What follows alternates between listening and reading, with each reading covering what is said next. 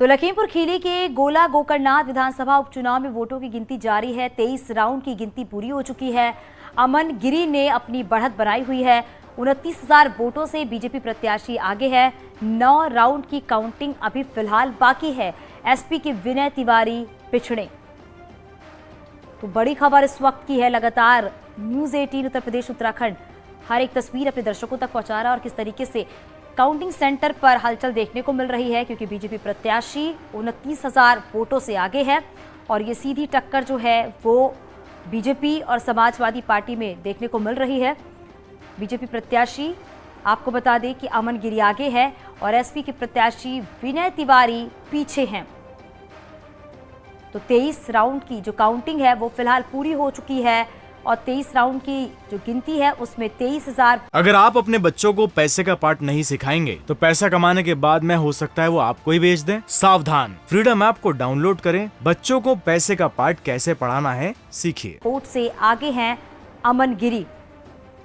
विधायक अरविंद गिरी के निधन के बाद ये सीट खाली हुई थी। उसके बाद ये उपचुनाव कराया जा रहा है, जिसपे आज तय हो जाएगा कि आखिरकार गोला गोकर्णनाथ की सीट पर जनता किसे काबिज करेगी, किसकी यहां पर जीत होती है। ये भी देखने वाली बात होगी, क्योंकि जिस तरीके से बीजेपी ने अपने 40 स्टार प्रचारक उतारे थे, उसके बाद डोर टू डोर कैंपेन भी किया गया, जनता के बीच जाकर अपनी बातों को रखा गया और तमाम बड़े दावे जो है वो भी किए गए हैं। ये कहा जाता है जो गोला गोकर्णनाथ सीट है वो गन्ना किसान माना जाता है, यानी कि गन्ना बेल्ट माना जाता है। और उसके साथ ये भी है कि समाजवादी पार्टी की तरफ से भी 39 स्टार प्रचारक उतारे गए थे और डोर टू डोर कैंपेन किया गया, जनता तक अपनी बात पहुंचाई गई। लेकिन देखना ये होगा कि आखिरकार जनता किसे चुनती है और गोला गोकर्णनाथ सीट पर बैठाती है।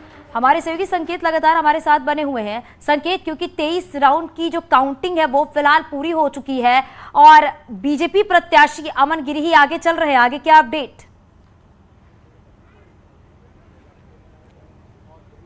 देखिए, अमन गिरी पहले राउंड से ही लगातार बढ़त बनाए हुए हैं और अब 23वें राउंड की काउंटिंग पूरी हो गई है। 24वें राउंड की काउंटिंग शुरू हो चुकी है। उसमें अमन गिरी की जो बढ़त है वो 29,167 वोटों की है और अभी लगभग 50,000 के वोट जो है वो अभी ईवीएम में कैद हैं, वो खुले हैं। तो ऐसे में एक बात साफ है कि अमन गिरी लगातार बढ़त बनाए हुए हैं। 29,167 वोटों की वो बढ़त बनाए हैं। विनय तिवारी दूसरे नंबर पर हैं, समाजवादी पार्टी के प्रत्याशी हैं।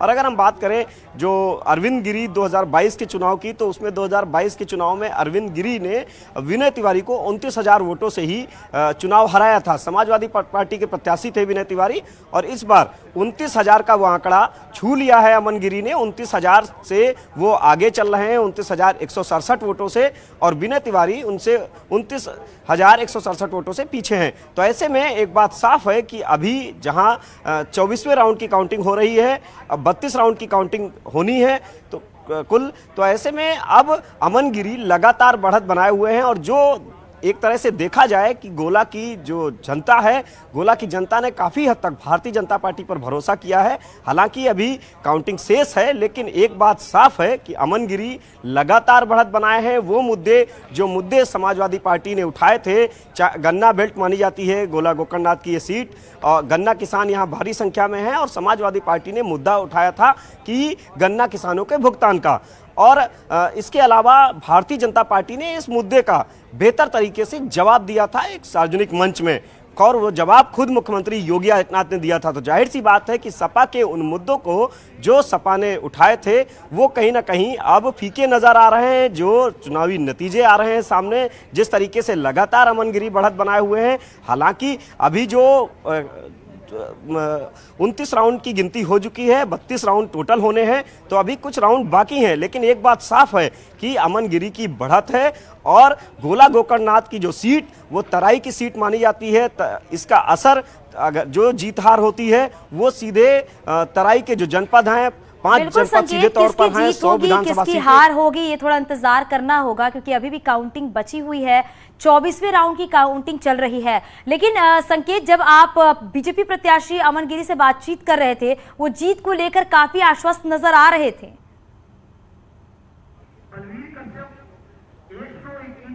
बिल्कुल जाहिर सी बात है, आज अमन गिरी से 3 बार बात हुई कैमरे पे, तीनों बार वो जीत को लेकर अस्वस्थ थे। हमने ये भी सवाल किया कि आप नए हैं सियासत में, 26 साल उम्र है और आपने पिता की, आप भले ही राजनीतिक विरासत संभालने के लिए आगे आए हैं, लेकिन जो जनता है उससे उतना संवाद अमन गिरी का नहीं रहा। दरअसल अमन गिरी राजनीति से दूर थे। अरविंद गिरी उनको कभी भी सियासत के मंच पर नहीं ले जाते थे। अमन गिरी हमेशा बाहर रहे, लेकिन जिस तरीके से चुनाव लड़ा भारतीय जनता पार्टी के संगठन ने, जो चुनावी प्रबंधन किया, उसका असर अब सीधे तौर पर देखने को मिल रहा है। और यही नहीं, अरविंद गिरी 5 बार विधायक रहे, तो जाहिर सी बात है उसका भी प्रभाव देखने को मिल रहा है। सहानुभूति का असर भी देखने को मिल रहा है अमन गिरी के पक्ष में। जिस तरीके से अरविंद गिरी के निधन के बाद जो सहानुभूति है वो भी अमन गिरी को मिली।